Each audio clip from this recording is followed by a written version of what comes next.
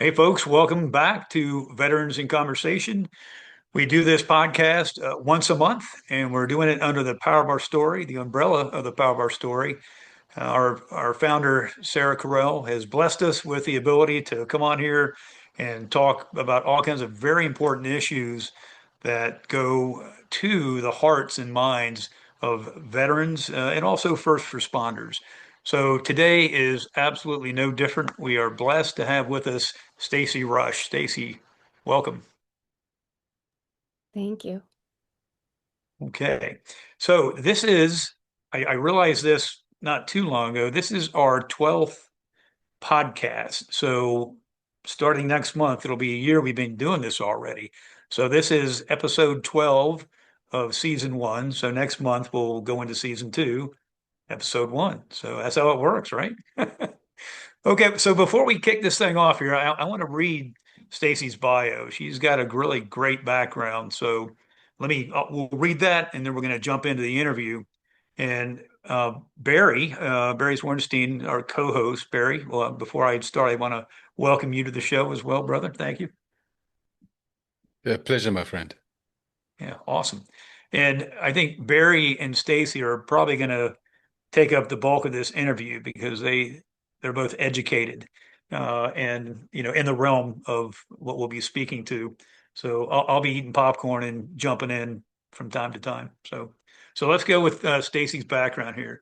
So Stacy Rush is a retired Coast Guard veteran, licensed mental health counselor, and founder of Trauma Solutions Counseling, a group mental health practice in Fort Walton Beach, Florida, which is a lovely place, by the way.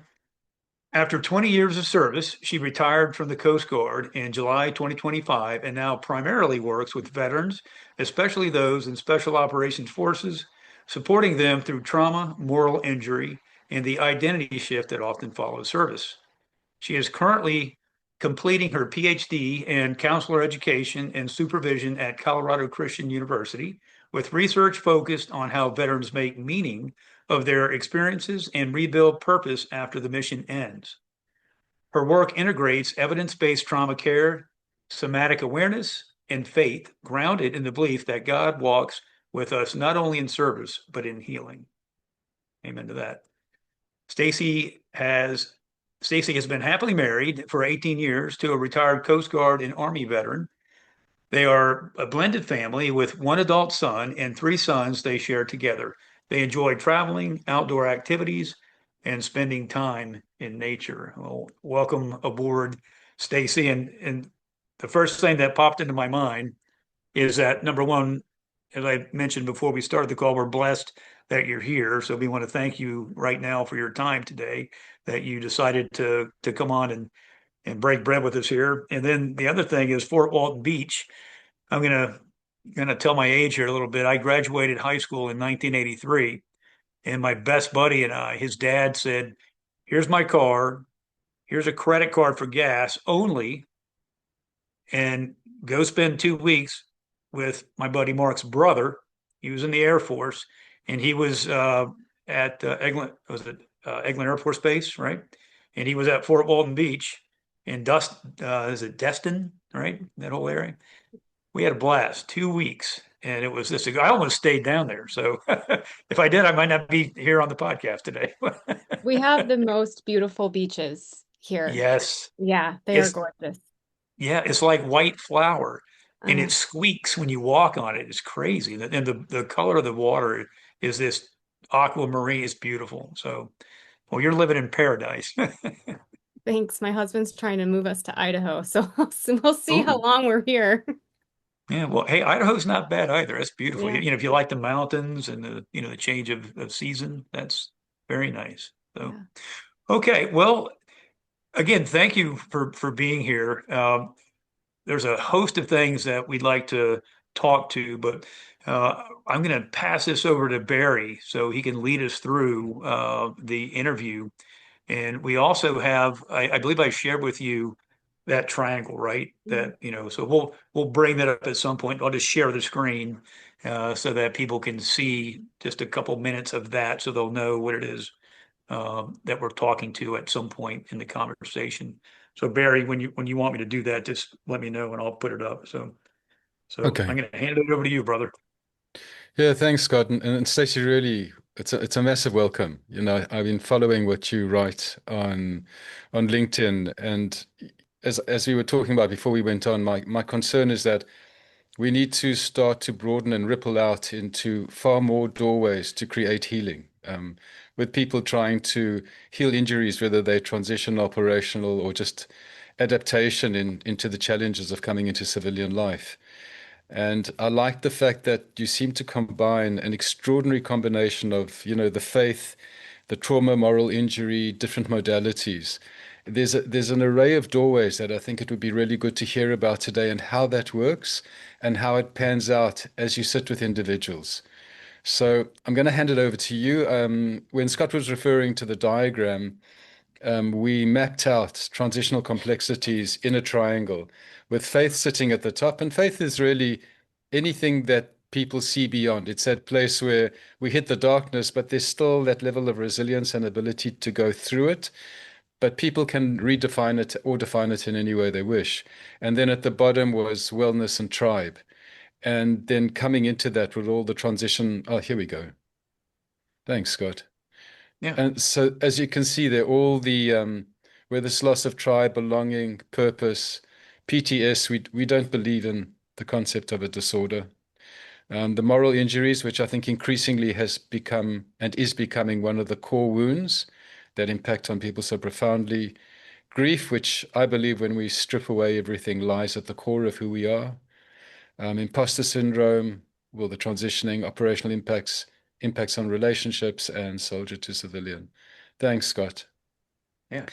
So I think it's a gift for you to have you here today to map out the territory that you walk through with the folk that you sit with. So over to you, Stacy. Well, thank you so much, Barry and Scott and Sarah, for having me here. It is such an honor. I'm just so excited to be able to share my story and everything that I experience working with, the military population, the Special Forces veteran population. Um, I'll just kind of share how I've kind of stumbled across my own way of healing. And so I never forget the moment I was about 10 years in the Coast Guard, and I remember sitting at my desk and thinking, what am I doing all of this for? And I was that military member that just would do everything. So it was like anything that I could sign up for, I was doing because I wanted to be acknowledged, or I wanted that validation. And I kept doing it over and over, and then just they kept giving me more and more. And I was like, what is this for? And I sat at my desk and I looked around and I was like, this is not it. Like, whatever I'm trying to get, this is not it. And in that moment, I was like, I need to figure this out. And it actually, God kind of held my hand and led me into joining into my master's program at Colorado Christian. I'm getting my PhD there, but I also got my master's degree from there. And it was through that program that I found the connection between counseling and God. And so I really learned that I was searching for a goal that was just non-existent in the military. It was never going to happen for me. I was never going to find what it was I was searching for in the military environment. But at 10 years in, you're like, I don't want to give up 10 years, right? So I decided to again go back to my roots of doing all things all the time. And so, but part of it was for me. And so that was good. I would never recommend that someone do what I did. I finished my master's degree. I got fully licensed all outside of my military career. So there were weeks that I was working probably a 60 to 80 hour week. I would not do that again. It was wonderful. But what happened after that was actually what brought me to understand the healing that I give now. In 2021, I had a spinal surgery that did not go very well, and I ended up having a spinal fluid leak with an additional 4 surgeries to correct the spinal fluid leak. Well, what happened with the spinal fluid leak is I could not do anymore. The only thing I could do was go to work. And I wasn't going to give that up because I had 4 years left in the military and I did not want them to kick me out before I finished my 20. And so all of my energy was put towards going to work and coming home so that they would not kick me out. Well, in that, I kept fighting with God over and over. Like, why would you do this to me? Like, what's going on? And so much pleading, so much begging. And one day he just said, stop doing. And I'm like, wait, I'm not doing anything. What do you mean stop doing? But it was very clear to me, about a year later, I couldn't do anymore. And a year later, I looked at my kids and I looked at my husband and I said, wow, I'm still loved. Like, I'm still loved and I'm not doing anything for them. And in that moment, I was like, that's it. That is exactly what people need to know that who they are is okay. Like, they don't have to search, they don't have to find anything. It's already within inside them. And so that's what kind of transformed my position as a therapist to teach people that same process.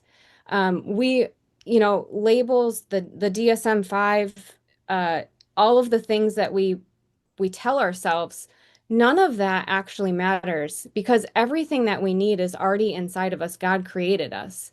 We're created in his image. And so how do you lead people back to that? That became my mission. Um, so yeah, that's how I am. That's where I'm at today, and that's what I'm trying to teach people today. And I think the military, while we need people to not maybe know that or practice that at to certain extents, I think there's a way to balance the two where we can really allow people to be who they are and do very well and be able to still take care of the mission, but also when they're not on mission, know that they are exactly who they need to be and they don't have to try. So I don't know if that really answered your question, Barry, but I hope so. Yeah, no, no, spot on, Stacey. And I mean, I think the core thing that really resonated with me is that often so much of healing and transitioning is about doing, doing, doing. And we do modalities on people and we do diagnoses on people and we have to work hard. But if you think about it historically or even mythically, there's that point in the journey where we draw into ourselves, whether it's in prayer or it's within the silence within, and in that stillness, we really discover who we are and we form our grounding on the earth. So I think you really nail it when you do talk about that movement from doing to being. And when we start to focus more on the ways of healing that encourage that to interweave within our souls, then the healing is grounded rather than healing that's done in action. But action sometimes is not really grounded at the depth we'd like it to be. They need to go together. You can't have passivity, but at the same time, we need to be rooted deeply within ourselves. So spot on. Thank you. Yeah. That's a cue to carry on. Oh, sorry. Um, I'm not good with cues, apparently. Yeah, no, I'll do Um, that. yeah, so I will say another big transformation for me in my work. When I was very new out of my master's program, they really push modalities on you in the master's program. I mean, they should, right? You need to have a counselor identity. But I kept trying all of the modalities, and I'm like, none of these feel right. Like I feel like I'm pretending. And I'm a very authentic person, so I don't like to pretend, and I don't like to feel like I'm pretending. And so nothing ever felt like it hit right. And then one day I had a colleague call me, and she was like, "Hey," she's like, "have you been trained in EMDR?" And I was like, "No." And she started to explain it to me. And I was like, yeah, I don't know if I really buy into that. Like it seems a little too easy. Meanwhile, also in my master's program, I very much steered away from like person-centered therapy. And what person-centered therapy is the belief that someone already knows how to heal themselves. And in my brain, I was like, if someone already knows, then they would do it. Like, there's no way I can put trust in them to heal themselves. But that is what I do now. So it was a huge transition. But so EMDR was kind of around that concept of like they already have the knowledge to do this. We're just gonna help them facilitate that. But for some reason, and probably a God reason, I listened to her and I found an EMDR training that was close to me in Virginia Beach. We were in Virginia at the time, and I took the EMDR training. And in that moment, actually, they practice you practice on each other. And I uh, I always knew I had ADHD as a kid, and but I because I was never diagnosed, and back then it was kind of like if you're a parent of someone with ADHD, you don't let them go to the doctor because it just means you're a bad parent. That in our culture, that's what it was. I always had told myself I was just stupid growing up. And so in the EMDR training, we that's what I targeted on myself. Like the other therapists targeted that on me. And it was just a little light bulb popped off. It's like, you're not stupid at all. You just have ADHD. And then everything started filing like into place. And I was like, oh my gosh, my whole life just changed right now. And I was like, if it can do that for me, what can it do for other people?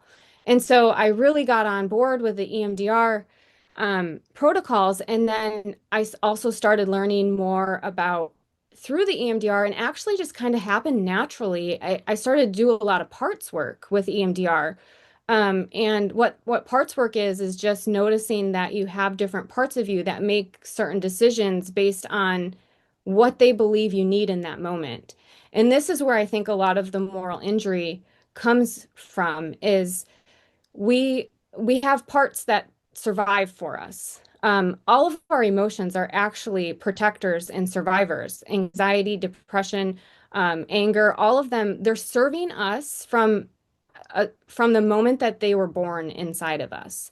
And when I started to integrate the parts work, I noticed that the bilateral stimulation of EMDR and the parts work did tremendous things of bringing the subconscious to the conscious, where you could process and you could work from that standpoint, which is another thing that I'm also seeing because I work a lot with the special operations that have done plant medicine, and plant medicine is doing the same process with a plant medicine. And sometimes I think it's a little quicker, and sometimes I think it's not. I don't know why. I don't know why some people respond very well and some people don't.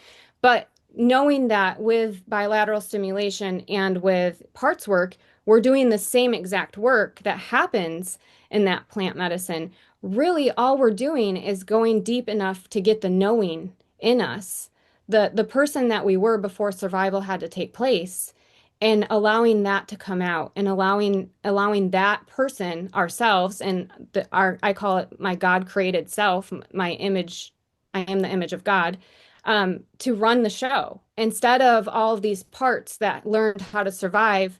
Those parts are where we get I'll say negative behaviors. I don't really like to use that term, but the negative behaviors are only coming from those parts. If you're centered in self, you do not respond from those parts. You are always gonna, in parts work, they call it the eight F's, but I like to use the fruits of the spirit. So you're always going to be responding from those fruits of the spirit. That's how you know that you're not entangled or meshed with a part, and you're always going to make the right choice. And Stacy, for those that aren't familiar, can you just give a brief breakdown of EMDR and how that opens the doors into the parts and grounds people deep within themselves? Yeah, of course. So EMDR is a therapy modality that uses bilateral stimulation. What bilateral stimulation is any type of, I guess, auditory, visual, uh, or tactile, um, left and right movement. So with bilateral stimulation, you can tap like back and forth in your body. You can follow something with your eyes, just moving back and forth.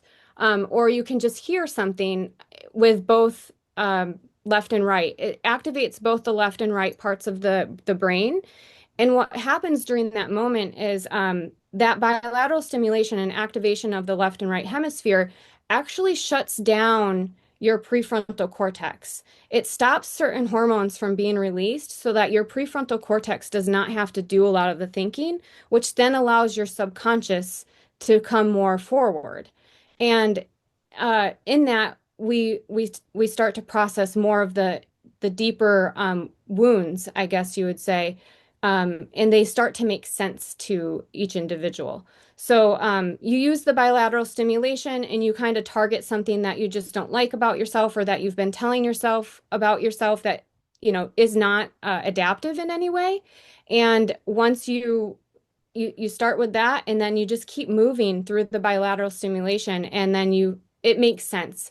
So what I mean by it makes sense is you start to detach from all of those parts and come back to who you were made to be. Yeah, yeah, perfect. I mean, it's an excellent modality, and we know that somewhere in the eye movements left and right. I don't know if you come across brain spotting at all.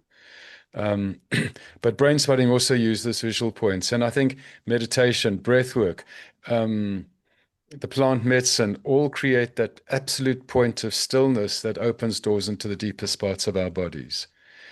With the folk that you're working with outside of EMDR, what are the other modalities or the kind of styles of communication you have with them?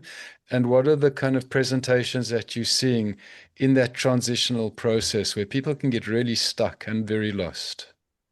Yeah, so thanks for asking that, Barry. One of the not everyone wants to do like an EMDR parts work. Parts work can be very strange because I mean, in parts work, what we do is we identify where a behavior started, and then we kind of speak to that part of us. And for many of them, well, I don't have exact statistics, but I would say 90% it's always in childhood.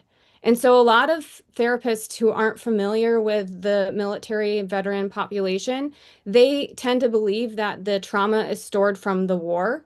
And it's really not. It actually starts from their childhood. And so in the parts work, we will actually identify where it began. And then normally it's a child part, and they'll have full-on conversations with that child part. And they will be able to give that child part what it needed in the moment to unlock and release what has been stored there. And the easiest way that I have found to access that is by somatic identification. And so what happens is it's really difficult, especially with the veteran community, because they have been trained to turn off all intelligence, all emotional intelligence. They have to go into mission. Our normal response isn't to run towards danger. So they have to teach them to hijack that system. So in order to get someone back there, we have to start with emotional intelligence and somatic identification. And so that's a process all on its own. But once we've started that, I'm always my favorite quote, and I'm sure all of my clients would say, I will be like, where do you feel that in your body? And at first they're like, I don't know, right? But then you start talking about it and they're like, oh yeah, I feel it in my heart, or I start to get hot, or that's always the telltale sign of like where and when something got stored. So when we can identify what's happening in the body, it's almost like it opens the door to whatever it is that they've sealed there, they've trapped there. And that's where we begin the internal dialogues of like, well, okay, what happened and what did you need and why did that happen? Um, Always these parts are protecting.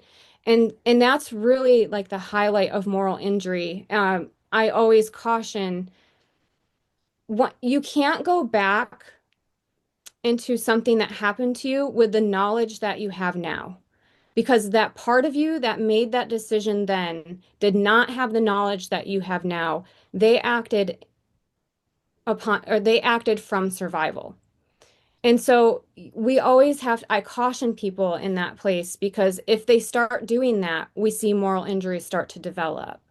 If they go back to that part that survived in that moment and ask it questions and become curious about why they made the decision that they made, it's going to make more sense and we can release what's trapped there and they no longer have to go back and forth with what they know now and what they did then. I like that. I like that concept of parts, because what I used to love about ultra marathon running or running up hills was I'd always say I talk to my ancestors. And I think the ancestors are the different parts of ourselves.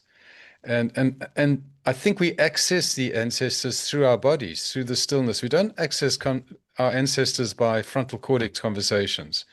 And we don't even know which ancestors we're going to meet. I used to say this was a three ancestor hill or a 10 ancestor race, if it got really tight.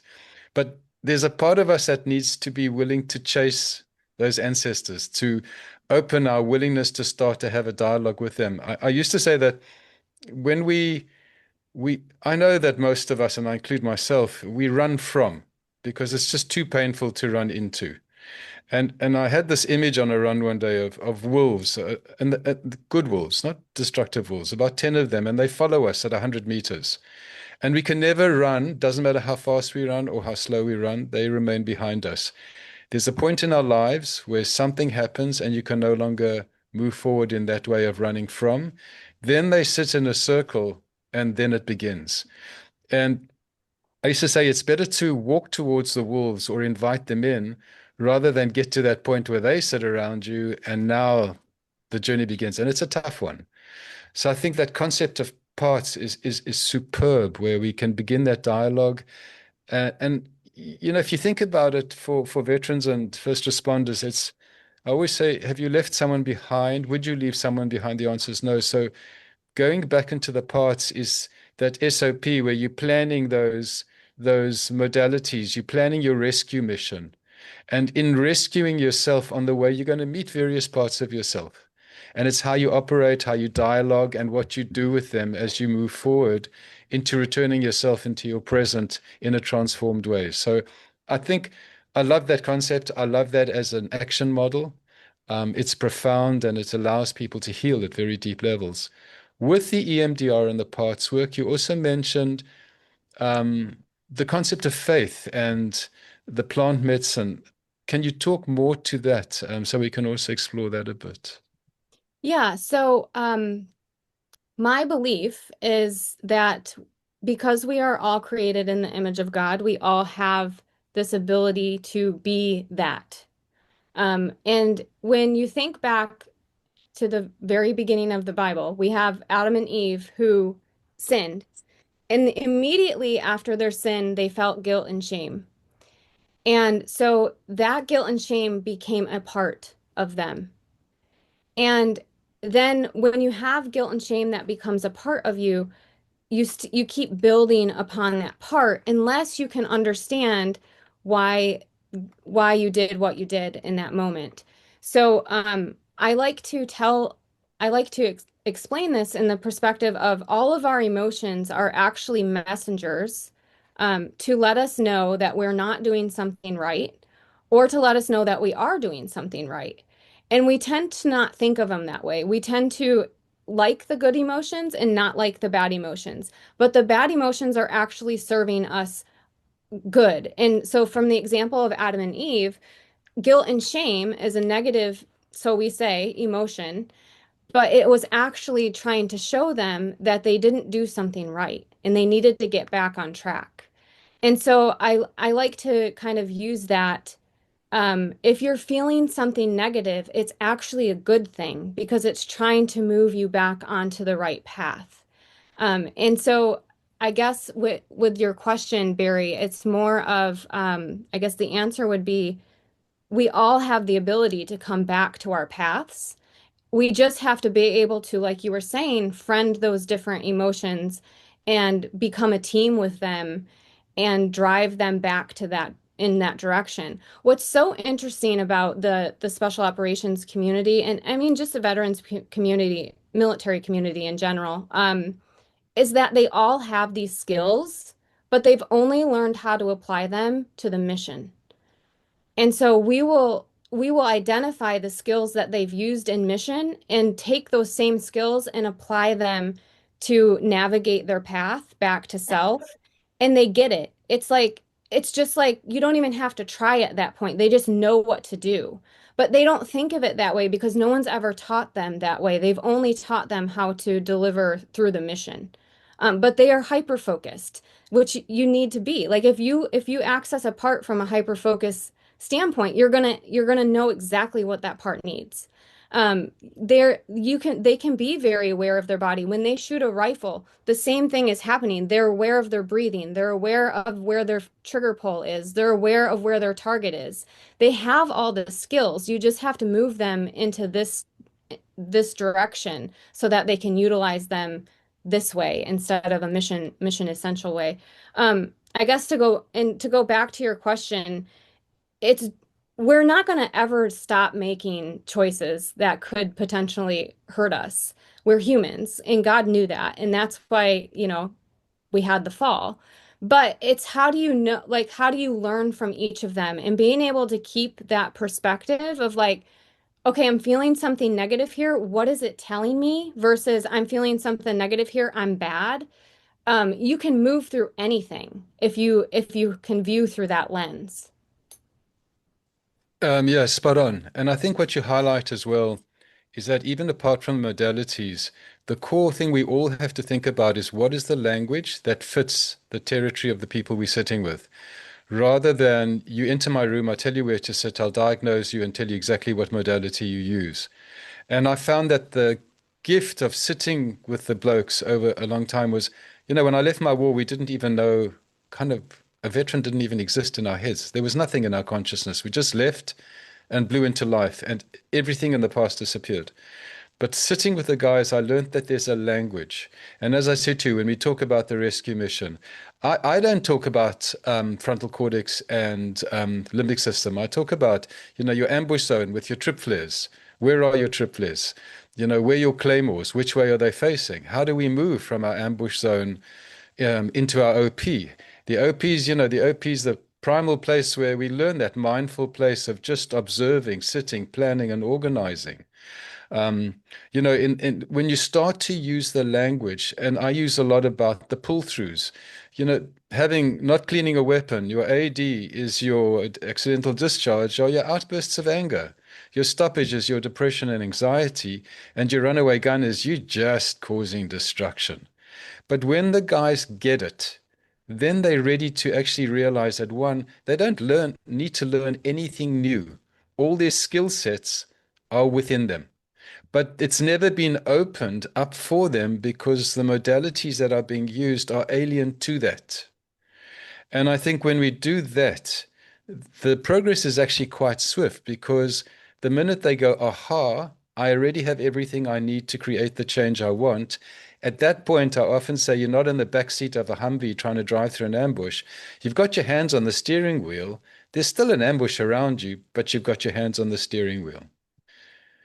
Can you talk to do you find resistance or challenges with people that may not have faith or people that are really resistant to touching the pain in their bodies? Hmm. Um, Usually, in my experience, most people have some type of faith. Whether or not it's God, it doesn't matter. As long Mm. as it's a higher power of some sort, it works. So I have not experienced where someone has completely not had something. What's interesting is I have had people say, "Well, I believe there's a God, but I don't really have a relationship with him." And throughout treatment, God shows up. And so he will show up in the EMDR. And I'll never forget, I there was one that was like, well, because in EMDR, a lot of times they'll question, like, I don't know if my brain just did that or if this is the real answer, right? But God showed up and they're like, well, I know my brain's not in charge because I would have never put God there, right? And so it's amazing what you see happening and the transitions that you see happening. Um, and then let me see. What I forgot what the other question was, Barry. Oh, I think you said resistance or pain in the body. Your mic was off, Barry, but I think resistance towards like something being very painful in the body. If I have a client who has that, it's a protector doesn't want them to feel that pain again. And so what we have to do is we have to address that protector first. We have to let the protector know that it's okay that this person wants to see what's under there, wants to be able to see the pain, and that they have different things in place now that they didn't have when that pain originally started. And when we do that, a lot of times all it takes is, hey, can you move out of the way so I can see this? And then it shifts and the person can move in. Yeah, that makes sense. Because I found that what I started doing with the guys, and I even do it personally, is instead of dropping people in the ambush zone, because then, when you dropped in too quick, your whole body freezes up. And I tell the guys, just back off, go back into the perimeter, and then take one step in till you start to activate, then stop. And it's the same as when you're walking into dangerous territory. You don't run in generally unless there's a reason for it. But you stop, you think, you sense. Then when you process and you're understanding exactly where you're at within your body, you take the next step. And it's that slow movement in where the healing happens rather than the modalities that, drop them in and freak them out, and maybe you do get change. But why cause trauma for people that already have had a tough time? Why do we need to do that? Um, what are the ways that you Hey, find have been? Yeah, Barry, Scott. before you ask another question, I wanted to just hop in here briefly because earlier Stacy mentioned through the spirits, and I mean, I understand that, right? And I'm listening to everything you're saying. It's right on. So just real quick for folks that might not know exactly what they are, what that is, it's love, joy, peace, forbearance or patience, kindness, goodness, faithfulness, gentleness, and self-control. And so that's the list, and it comes from Galatians 5:22 through 23. So folks that will hear this later, they can make a note of that. So And sorry thanks, for Scott, because those really are the core attributes. Stacey, I just thought we've been going at it for a while. Would you be okay about people contributing, just asking some questions because they may also dig into other aspects? Yeah, of course, Barry. Cool. I just want to say thank you. It's such a pleasure to see somebody that stopped to think about what healing really could mean. And always what I learned sitting with the guys was, and I know sometimes Chris just gives me a smile when I talk about a guy coming into the room, and the first thing he says, "How you doing, brother?" It's like, I'm not the therapist, we brothers. And when they leave, it's "I love you, brother." And my response is "love you too." And that natural expression of an interaction of love is the thing that heals the most. And when we just clinical, but our hearts are still, what have we got? Yeah. And Thank healing you. happens in the presence. Yeah, Barry, I love that you just said that because God has been really pressing on my heart lately. He's been telling me that we're trying to make it too hard. He keeps telling me it's easy, it's just love. And It is. he's exactly right. Even our parts, we just have to love them. And when we do that, everything falls into place. Yeah, spot on. I don't think I really had any miracle modalities, but I just loved the guys I sat with deeply. Hmm. And I would be there for them. And I looked forward to seeing them. And in the presence between us, that relationship was part of the profound healing that happened. Without that, all you've got is a modality. You can do EMDR till the cows come home. And it does do stuff. You can do CBT or whatever you want. But if you are not present in that room, then you've got a problem. And I often in my first book, I've got 10 tongue-in-the-cheek recommendations for clinicians thinking of working with the veteran community. And they're things like, don't come in the room with your certificates, leave your ego at the door. A veteran can sit where he wants to. And I've seen people make mistakes there. Get off that chair, it's mine. You have to earn the right to enter and be communicated with. So we flip the power balance. As I often quote Shauna Springer, she says, whatever you're going to do, make a choice. You're going to be the doctor with your certificates on the wall, or you're going to be the doc who's earned the right to be accepted into the tribe. Earn the right. You have to work hard before you're allowed into the story of the person you're sitting with, not the other way around. So, I think that's a critical component. Um, I'm hogging it. So, are there any folk that have something that has come up in this discussion that they'd like to raise? Sarah.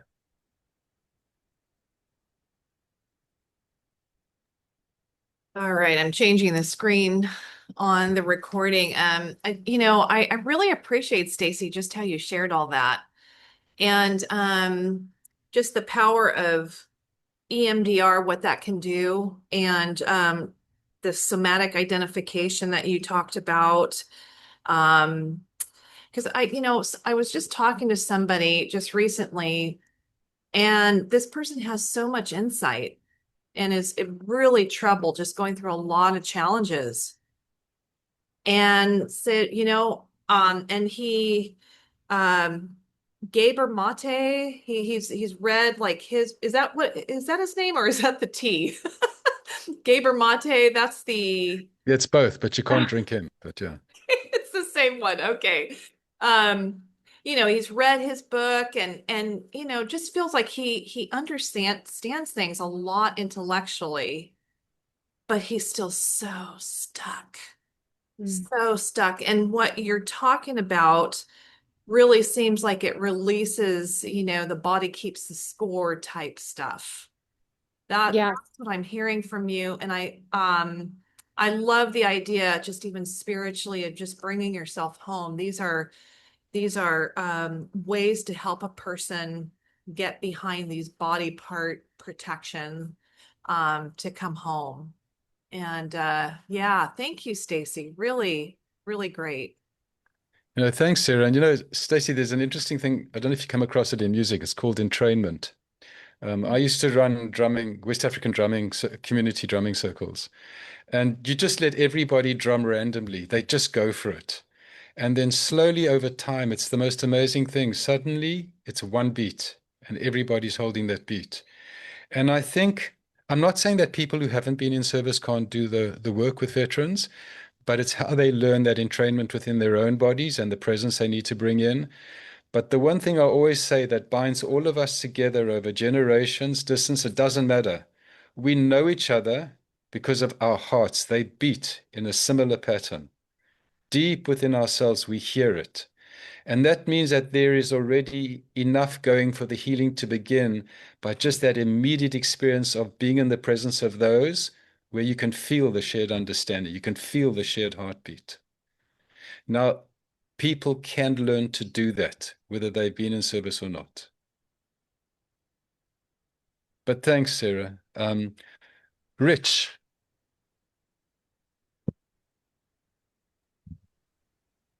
Stacy, thank you very much. Uh, it's funny, I was just talking to someone today about EMDR, and I was curious about it.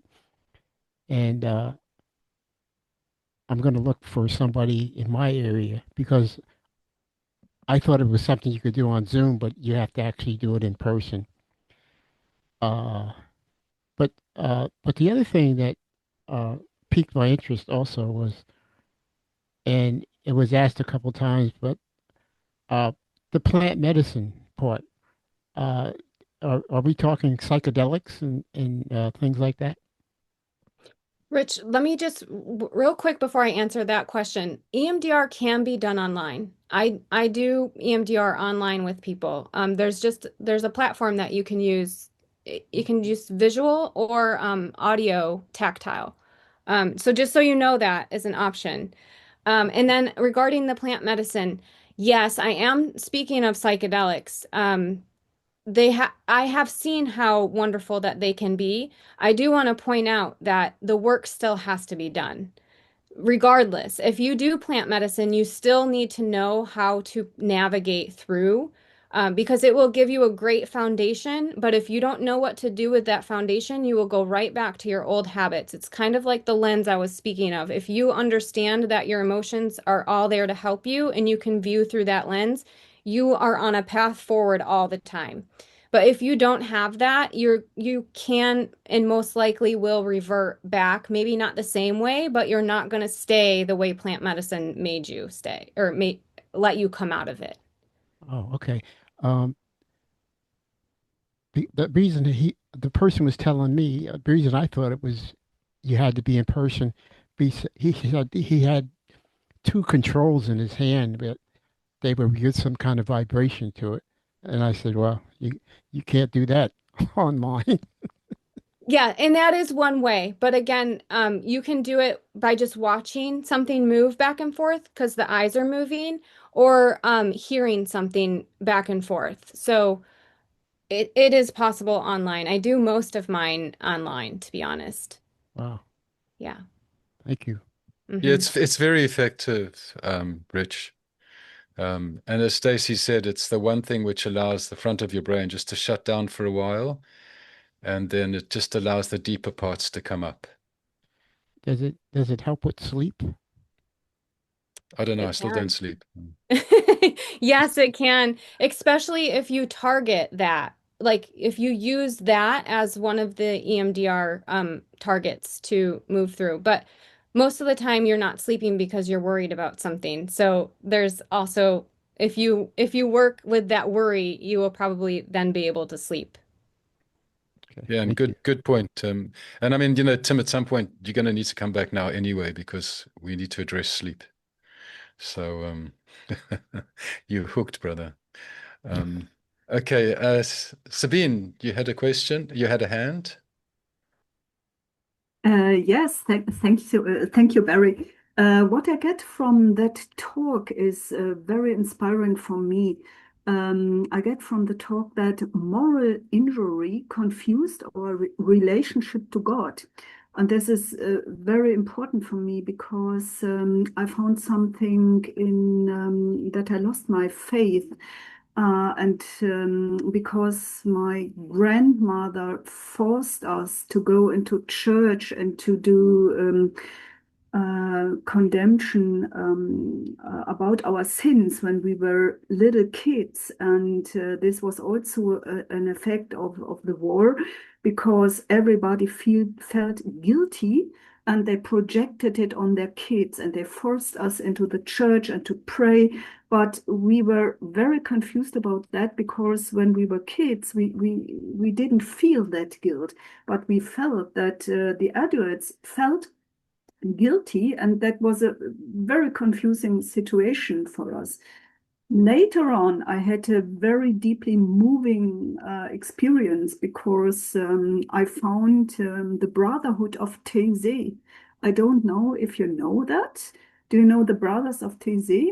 This is a brotherhood in France, in Burgundy, and that was found around about 1945 from a monk from Switzerland. And he found that there must something happen because the world was in war. And so he decided to live in the values of Christianity in very pure sense. And during the time, many people come to that brotherhood, and this is very deeply moving experience because they live a Christianity that is back to the roots, and that confronted me first time with a loving God. I've never experienced before, and that was what he founded and tries to send into the world, and it was um, very important message for me. If you ever had the opportunity to go there, I very highly recommend that. And as a Brotherhood of Taizé is in Europe very well known, a very well known brotherhood. And I was there several times of my life, and you can spend a week there and live together with them, and it's very moving experience. Thank Thanks, you, Sabine. Sabine. Yeah, Yeah. thank you. I just wanted to, I have this quote that I just love to say, and it's that healing isn't about erasing the struggle. It's about reconnecting to who you were before you had to survive. And I just really felt the need to share that with you because I feel like that kind of sums up your story. Yeah, I suppose it has very much to do to find that how can I say the image of a loving father or the image of a loving family, and this relates very deep to me.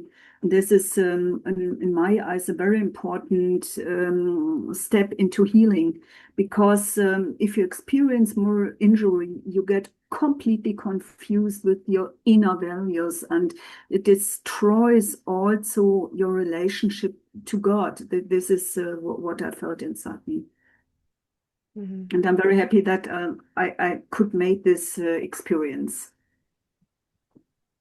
Yes, Sabine, and I mean, you really do talk about that quality of love. You know, Mm. whether it's relationship with the divine, relationship with the people we're sitting opposite, relationships with all the random things that approach us in our everyday life. Every action and reaction has the potential for moral injury. Every small moment has the potential for a betrayal. That's the razor's edge that we do live in. But when we can appreciate that, it's not that we get neurotic or anxious, it's that we realize that every second is precious. And every second, if we can find ways to go back into ourselves and come out and bring the best of who we are, and I think it's a mission till we die. We get it and we lose it. But we need to forgive ourselves and get up, dust off, and start again. But it all comes down to love, and love is tribe. You know, the foundation of healing is relocating back into tribe. It's as Tim, Scott, all of you that have been in service know, they're not just your brothers or sisters. It's that concept of tribe, an absolute sense where you hear their heartbeat. It's one of love. So yeah, thanks, Sabine. You really brought something that for me is really important. Yeah, thanks, Chris. I think also what comes up for me is that, you know, that part, that thing you talk about, how your relationship with the part. And what came to me is when you think about, and Tim, you'd know, you know, the sort of tier one selections, they take you to the edge of all your resources, or any extreme sport takes you to the edge of all your resources. Now, at that point, various parts of you are going to jump up. And the one part is, I don't want to be here, I'm going to give up. Now, I think veterans are automatically programmed to know how to befriend the part. They can, well, many don't, but it's where you can witness the part, befriend the part, and walk with it. It's not defining what you do, but you can hold it and progress forward with it. And I think the veteran population have that capacity if they remember that you've done this before. Yes. Um, and I think people, as you said to Chris, people can learn to acknowledge the presence of the spot. But you know, with the protector population, it's there. You know, you just have to remember it. So yeah, thanks. I mean, I don't know what your thoughts are on that. You know, I love that, Barry. I've actually used a similar example with many clients is I'll tell them like, well, what if you had a team member that you just that was not doing their job or not doing their job well? Like, would you treat them the way that you're treating yourself right now? And most likely they're like, no, I wouldn't treat them that way. What would you do to try to help them? And, you know, getting their minds in that lens and like learning, oh, well, like if I had a teammate that was struggling, I wouldn't just kick him while he was down. Like I would figure out how to train him and bump him up, you know. So I think when we start to think about our bodies in the same perspective as we think about our team members, um, that process just automatically takes place for them. Yeah, it does. And I think also what that reminds me is that I talk a lot about becoming comfortable with discomfort. And if you look at discomfort as the parts, how we become comfortable with those parts. And I know what I used to do with a lot of the guys, and I used to laugh at times with some of the SAS boys. I love cold water. I did 3 years no hot water showers. And they'd often say, no, I don't want to be with cold water. And I got to go, you got to be joking. It's like after what you've been through. And the core gift of the cold shower is at that moment, there's a part of you that goes, I'm not going to go in there.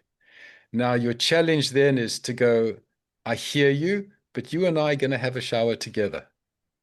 And in that, there's the victory where we start to learn that discomfort is our greatest opportunity for healing and change, rather than discomfort is something we want to cast away, but it's how we befriend it. Yeah, thank you, Barry. I live by that in a different way. So mine is if I'm around someone that I'm like, I don't put myself in discomfort because I've had enough with my surgeries. So like but if I meet somebody and I'm like, "Oh, like I don't really like something about them I didn't really like," you know?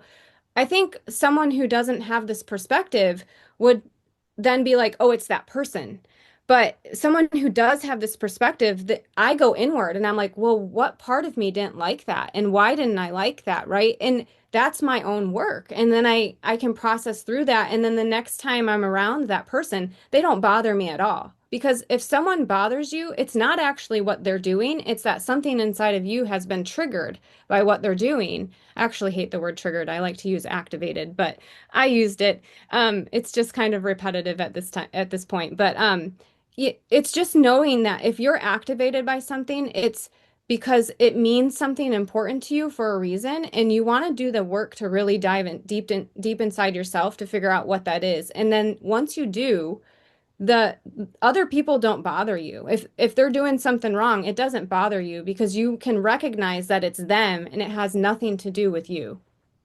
Yeah, spot on. Yeah, thank you. Um, Tim, you guys always have names. What do you get called? Tomo? Yeah, Tomo was one. I Yeah. thought so. Yeah, I figured that one. I just thought Tim, just I know it, yeah, you guys all got your nicknames. So Tomo. Well, Yeah, yeah, you can know someone for their whole service, and when someone goes, "Oh, is Barry's Zworestine here?" You know, yeah, and was like, "Who's he?" We call him, you know, we know him as Watto or something. yeah. And you don't actually know the person that you've been working with for years, their real name, because we never use it. It's just funny like that. I think Um, it's cool. but Yeah. you know, Stacy, you said something earlier, and it just sort of popped something up for me. You talked about how to, you know, how would you treat your teammates, and you know, yeah, we would care for them, right? But in the spot, and it could be a, I mean, look, military is just like humans, but it's a bit more acute. And it could be a guy thing. You know how a guy might never ask for directions, right? I don't want to look like I'm wanting.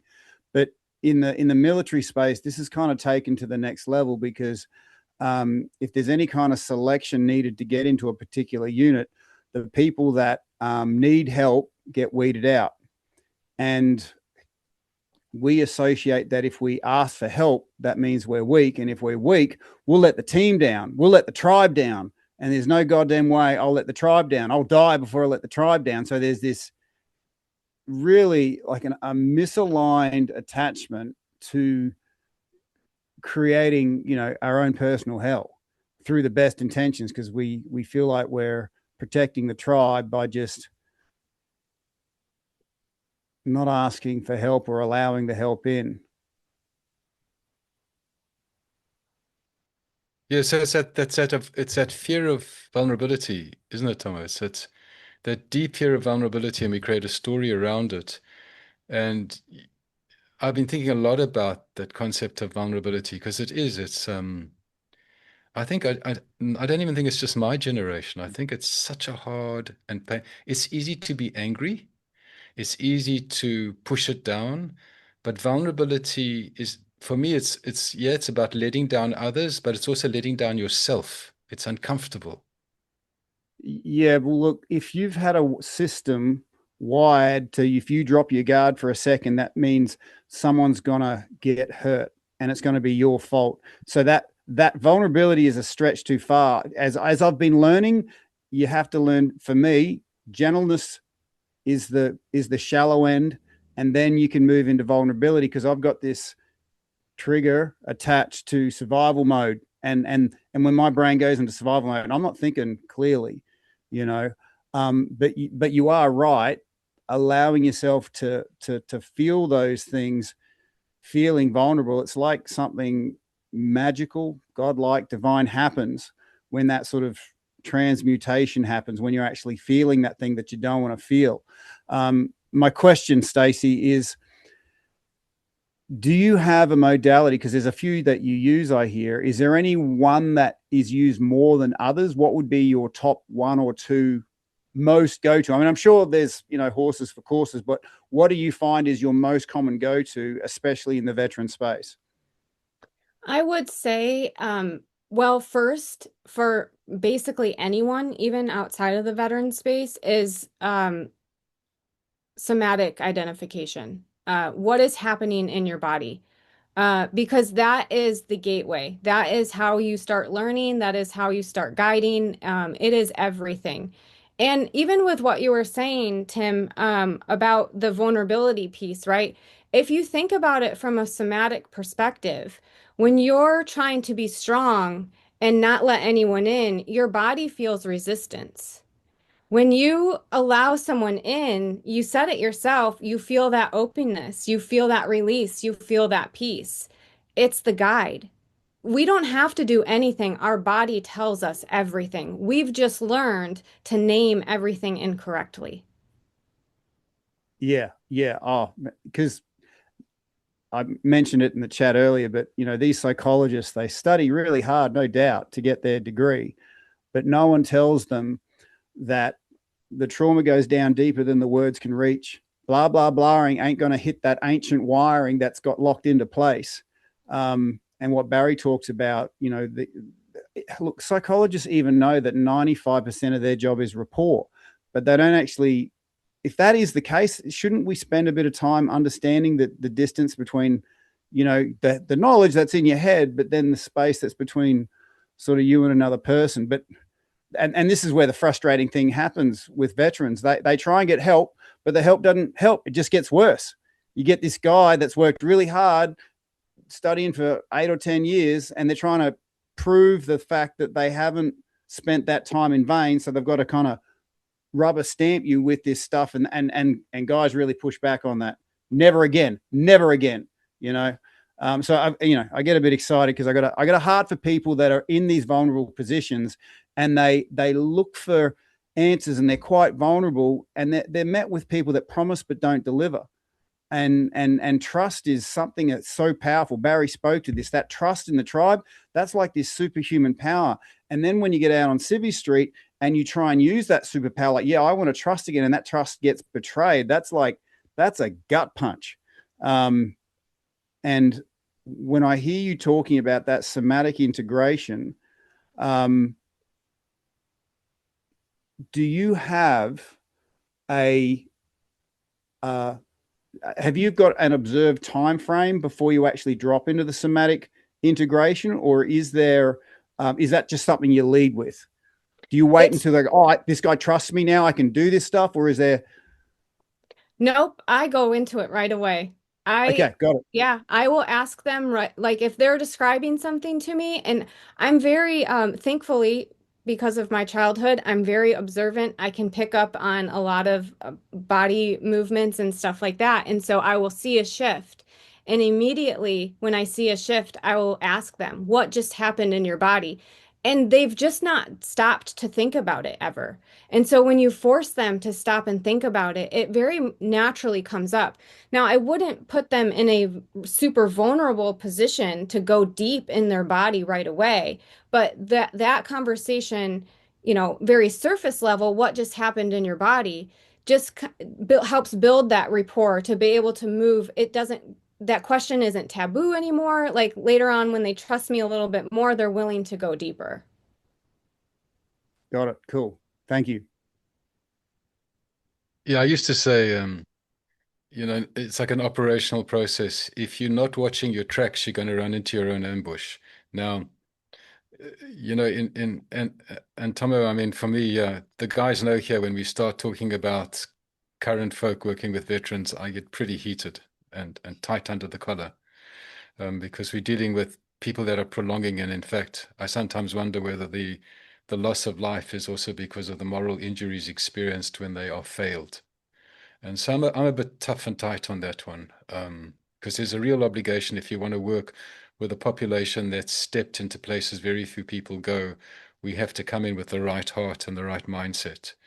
But I think that whole concept of how we meet another human being, as you said, Stacy, and Tomo, as you said, is really that capacity to bring our hearts into that place and to walk with rather than in front, just to walk with.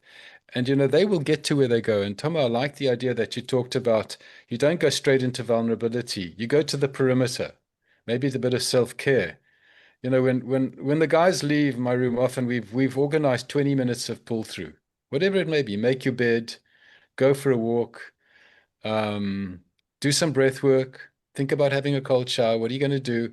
And find the resistance, find the discomfort when you don't want to do it. Try go into it.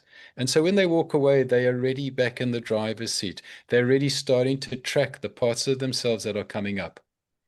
So I like your idea that it's a gradual journey into vulnerability, because if you push too hard, what do we do when people push too hard? We push back, we freeze, we get rigid.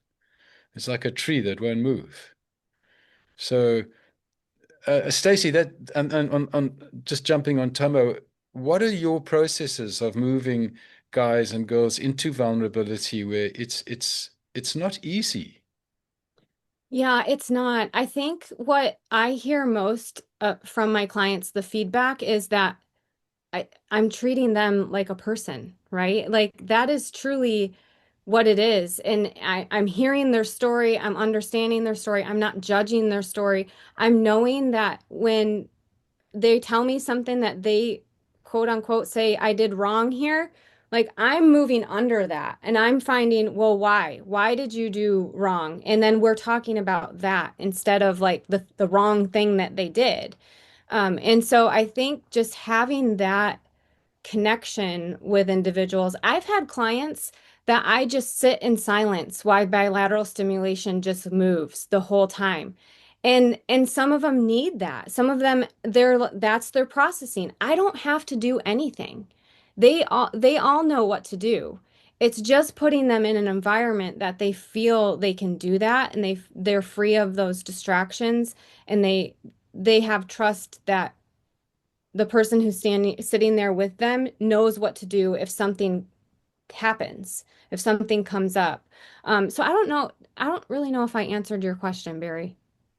No, you did. No, you Okay. did. Um, and I like that point when we become observers to what happens in the body. I mean, I trained in EMDR and then I trained in brain spotting. And what I like in brain spotting is the guy comes into the room and you'd go, so what's happening? He told you the story. Where'd you feel it in your body? Here, now we know where it is. Then the next thing is I'm watching him. So while he's talking, his eyes will go up, left, right, 2 o'clock or 11 o'clock. And I'm going, I noticed that when you were going there, it seemed your eye went there.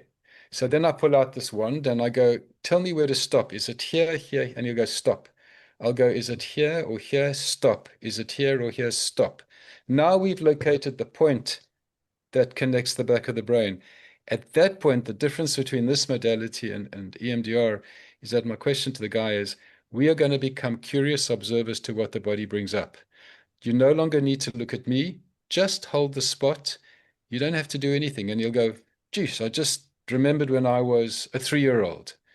Now, we're not going to go there because if we explore that, we go back into frontal cortex. So I'll go, okay, stay with that. Let's see what comes up. And as we watch the body, it reveals itself at its own pace. We're not leading. As David Grand says, he says, you follow in the tail of the comet. You're just walking with. And the body just goes tick, tick, tick, tick, tick, tick, tick, without needing to explore or unfold anything. And they're all the same things at their core. We are curious observers to what the body can bring, both in terms of sitting with the people we're with and encourage people to become, there's a wisdom. I often say to the guys, your body's a smart thing. Let's just be observers. You don't have to push it. It's that kind of attunement. And if you think again, I bring the guys back. When you're on operations, you constantly attuned, everything you attune to. And there are moments you go down on one knee and you just in that moment and seeing what comes to you. It's exactly the same skill set, except the external territory is now what's in your body. Go down on a knee and just breathe, be present and listen. I really like that, Barry. And also, I don't think I've mentioned this part of what a lot of what I do as well, the observer process, because when you can observe something, you are not it. So you cannot become a part if you're observing the part. And so a lot of times I will actually just have them create an image of the part or of what happened and not of what happened, but just the environment of what happened. Like I don't think that you have to go back into the trauma. I will have them create an environment and have them rewrite the story as if they could rewrite it themselves. So they're the narrator of the story and they move that part out of what happened into something more adaptive. And the traumatic experience that's stored in their body is just completely gone. They don't have to revisit, they don't have to go back into the trauma. We just bring the environment up, we observe it, we move it into something that should have happened instead, and it releases completely from their mind and body. Another thing that kind of came up while you were talking too is, and with you too, Tim, you can't think your way out of trauma. It is impossible to do. So if you, I guess one thing that I would say, if you're meeting with a therapist where you're just thinking and you're all prefrontal cortex, maybe do some more searching, maybe find a different therapist because I don't mean to talk badly, but I don't think you're going to get what you need if you're just trying to think your way through. Veterans discovered that not all healers are born equal. Oh, that's the nice way of saying it. I'm going to make a t-shirt with that, eh? And they're spot on. I'm aware of the time. Are there other people that have any things that come up for them they'd like to put to Stacy or put to the group? I also I want to pay tribute, as I always do, to I probably a lot of my healing came by being in the presence of the families of the fallen, and of which Holly is probably its most profound speaker. It had the most impact on me because I'm not very comfortable with grief, as probably my wife's smiling at this point. Yep.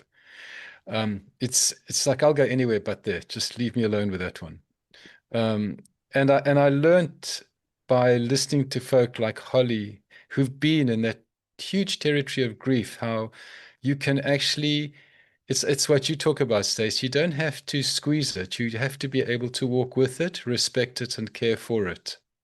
So it becomes a part that you journey with. And then when you start to journey with it, it actually gives you all the wisdom. And I love acronyms. And with grief, I realized it teaches you gratitude, respect, integrity, empathy, and faith.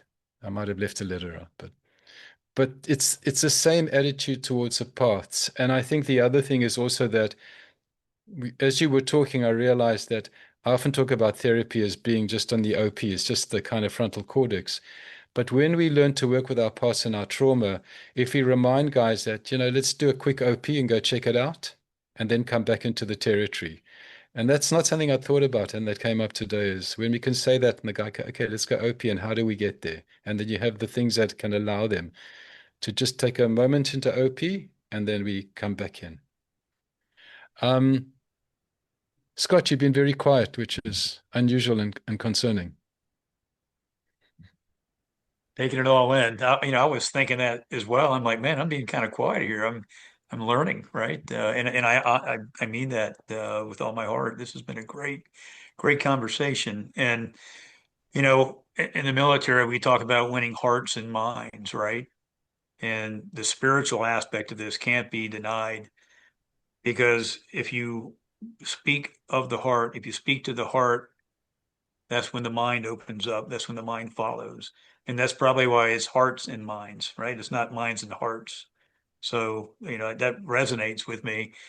And I really have enjoyed, again, the spiritual component to this, Stacy, when you were talking about some of the folks that you're speaking with and you're, in session and all of a sudden they realize that, yeah, God is, wow, what is this? Oh, yeah, I didn't put that there. That's, wow. God has a way of speaking to us. And it's funny when we don't know God, we don't see him and we don't realize that we're probably fighting him. But then once we see God and know him, we see him everywhere. And then we see how much we were fighting him, throughout all that time. And we weren't conscious of that. So I really like that you speak to your spirituality, your faith, because I think that is so important. That the faith aspect of healing is something that absolutely matters. And it's good to see that you talk to that. And you also mentioned that and it just struck a chord with me about, a lot of times guys and gals that serve, whether they go in combat or not, that there's a lot of things that you experience in the military that you're not going to experience anywhere else. So there are things that we deal with. And going back to, you know, some folks, it starts in their childhood. A lot of folks, those things, that's kind of where it begins, right? And you talk to going back to that. And Sarah mentioned the book that has been published, Wounds to Wisdom. Barry was an author. I was an author. Let's see, Rich, you were an author as well, right? And Holly, yeah. And so when I was asked to write for the book, my part, I thought about, well, there's a lot of things I can write of as a Marine, but what I really felt like writing about was my childhood, something that happened in my childhood. And it's not something that I go around telling people. I mean, I tell people that are close to me, right? Because of the trust. But I felt it on my heart to tell that story. And it was amazing the feeling of letting all that stuff out through sitting down and writing it. It's one thing to talk about it, but when you have to sit down and write, because you want to get the words right, and you're with yourself in that, and then folks get a chance to experience your experience. And the way that we did that was in tribe, right? We got to read our part. And man, the love that was there, that feeling that, you had folks that weren't going to say, come on, man, what's wrong with you? Well, I was a kid, absolutely, and so anyhow, that's the goodness of that is it does my heart well. So Barry, I see that Holly has her hand up, so I'm going to hop over to Holly real quick. I just want to thank you, Stacy, for all of this information. It's awesome. I think what really hit me, there was a lot there, and what really hit me in overall, overwhelmingly, was this sense of acceptance and taking, where we're at and not trying to shove out the negative, but like, we don't even like the word negative, but there's all these they all have value. Depression, anxiety, all the things that we think we got to take a pill and get rid of is really valuable and trying to teach us something and helping us to become more of who we were created to be ultimately. I just love that. Another thing you said that I really loved was this whole thing when we meet someone and there's something we don't like and we automatically human nature wants to put it on that person. Well, that's that person. There's something wrong with them and I don't want to have, instead of stepping back and saying, why is that bothering me? And I love how, you said when we do that, then we run into that person again and all of that other stuff is gone. It doesn't bother us because it was about us, the part we didn't like. So I just like all the acceptance. I like the love part being a priority in this whole process that you do. It just sounds like a wonderful program. And I've really enjoyed listening to you. It's fun to have this little distant connection. And now I feel like I have a much better grasp of what you're doing. So thank you for being here and all of the stuff that you shared. Thank you, Holly. Thanks, Holly. And Stacy, what would you like to leave? I've probably stolen Scott's thunder, but apologies, brother. But what would you like to leave? You could finish off. But what would you like to leave behind that you feel is a critical gem?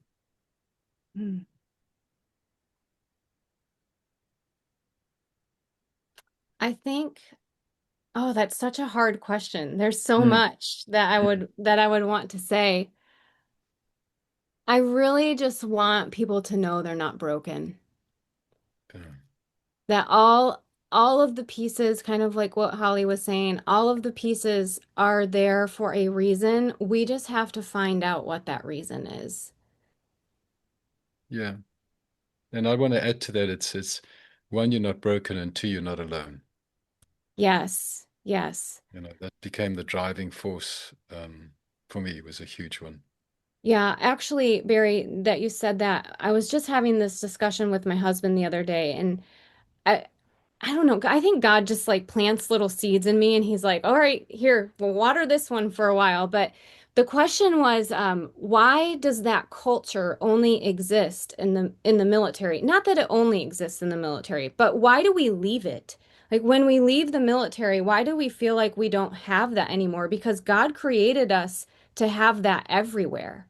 And so what is it about the military culture that creates that we're not doing outside in society to have that more like at a bigger level, right? And so that's something that I'm allowing to process inside of me because it's not just specific to military. It should not be only happening in those environments or in small group environments. We should all have that love for each other.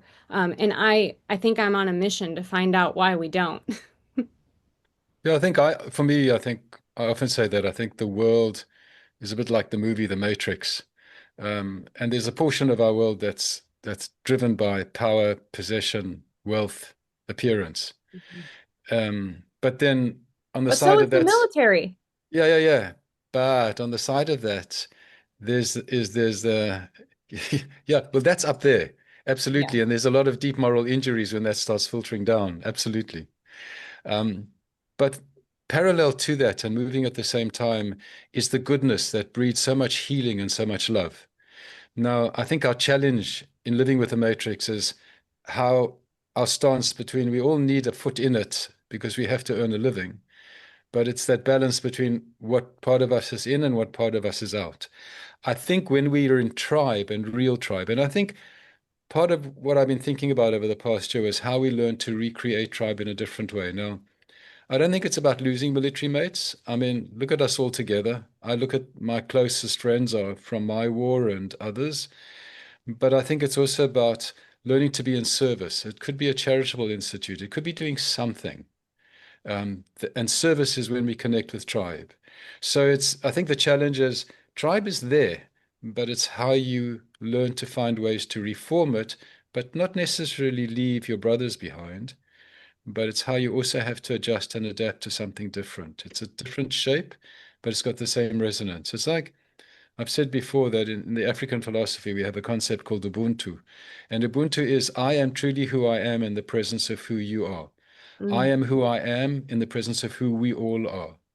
And that can be recreated anywhere. I think there's such a powerful initiation in the military on the ground. I'm not talking about the politics as we move up, but there's such a powerful initiation in the military that we come out absolutely bonded. And we don't have rites of passages, do we, in our current lives, in our current ages. You know, before women would go into a cave, men would go on a quest. Um, you were surrounded by your tribe. There was a rites of crossing which had a certain amount of risk and uncertainty, but we've lost that. And so, you know, shopping centers become our new hunting grounds. Material possessions become our new quests. So it's difficult because we've lost such a deep connection within ourselves because we've forgotten the old rituals that should still be remembered in a current age. And you know, the fact that now people are starting to take people into nature for healing. Um, you know, I know because I looked at your LinkedIn, the breathwork concept, you know, breathing, sharing breathing, meditation, but it's all body based in nature. We're going back to those old rituals. And we need to remember that those rituals are absolutely critical for healing. They really are. But I just want to say really thanks, Stacy. I'm glad I'm glad we found you. And Scott, thanks. You hunt well. Yeah, I'm glad he Yeah, brought you in and thank you for sharing who you are. And I'm going to pass over to Scott because he just has a way of finishing things off beautifully. thanks, Barry. Thanks for what you do all the time, brother. This has been a great session.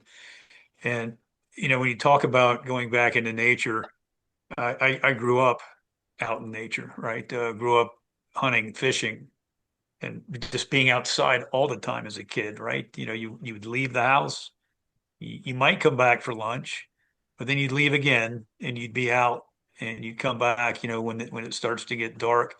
And even our kids aren't doing that anymore, right? They're living some different existence. When's the last time you walked outside without shoes on and you walked in the grass or even in the dirt, to feel that connection? I live in a place that I'm in Southern California, and where we live is beautiful. And you have the benefit of going out almost any day, and the sun's shining, the birds are there, the scenery, the mountains, it's gorgeous. And you can take it for granted.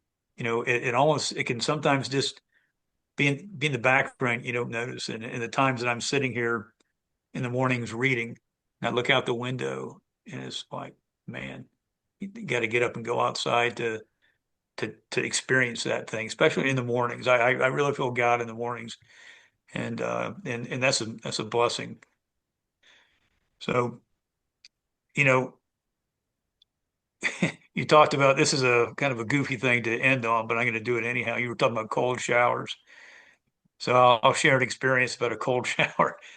The best cold shower that I've ever had was in Iraq after we hadn't been able to bathe for 45, 46 days. I was with the MUSOC and we were moving and we didn't have a lot of water. And the colonel, the boss was, if I find anybody doing anything with water other than brushing their teeth and shaving, you will be court-martialed. And he was serious, right? So finally, the Navy comes up. We find them, and then they come over. They bring the Seabees, they're the construction guys, and I was running the camp at this point. I don't know how I got that one, but and we had a lot of different folks with us. But anyhow, they said, "Hey, sir, what's the first thing you want to do?" Showers. And then some electricity to some of the other places and maybe smooth some roads out. So they got within hours. These guys are quick. The CDs are amazing. So you roll in with like 10 to 15 other guys, and then the water comes on. And it's when you're in 120-degree weather, the water feels cold, and it was cold. But you got 2 minutes. And it was the longest and best shower I've ever had. 2 minutes felt like 20. But anyhow, yeah, those were pretty crazy times. But so that's my best cold shower story. Anyhow, okay. Well, look, guys, it's so good that this is recorded because we're going to be able to go back and slow this thing down and rewind and catch some of the things that we were, listening to, and maybe we were thinking and missed a couple of things too because we were ruminating on what we had heard. I know I did that a couple times. So thankfully this is recorded, so we'll be able to go do that. And for folks that will see this recording, thank you for your time that you're going to come and listen. And we are so thankful, as Barry has said, that Stacy came and spent time with us. And we're hoping that, down the road, we can do this again. And we did talk briefly before we recorded that we're looking to have a panel. And so, Stacy, we definitely want to have you back for that at a minimum. So, hopefully we can make, some more time happen with you. So. Yes, thank you so much. I am just so honored that you asked me to be here. I'm so excited to talk about this and to share it just with everyone who wants to listen. So thank you. Yeah, thanks, Amen Stacey. to When that. when we go off, just stay on because we just cut the recording and then we can catch up. So Yeah, yeah, Scott. perfect. Sarah, any final words from the mother of the group? I just appreciated it so much. What you shared, Stacy, how you shared it, and just all the comments and the responses from the great people on this group. It was really, really special. Thank you. Yeah. Thank you for having me again. Yeah, so we can cut the recording and then just hang in for a bit.